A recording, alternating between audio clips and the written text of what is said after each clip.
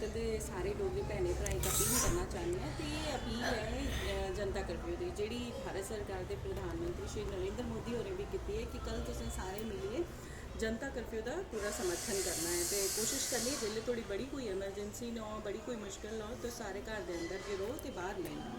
तो बाकी आभार व्यक्त भी जरूर करना। कल शामी 5 बजे तुम सारे अपने अपने कोठे पर अपने अपने बालकनी पर ताली बजाइए, भाई थाली बजाइए। सारे डॉक्टर्स का, हॉस्पिटल स्टाफ का, जिन्ना भी है, सारे डॉक्टर्स ने, नर्सिस ने, हॉस्पिटल स्टाफ इनका सारे का असें आभार व्यक्त करना है। तो बाकी मेरी जेड़ा अपना जम्मू शहर है मेरा डोगरा, ये वैसे भी देवी देवताएं ते दातियां का शहर है। तो मैं पूरी उम्मीद है, मेरी माता रानी अगे पूरी विनती है कि ये पूरी सारी दुनिया इस करोना वायरस को जल्द तो जल्द मुक्त करा।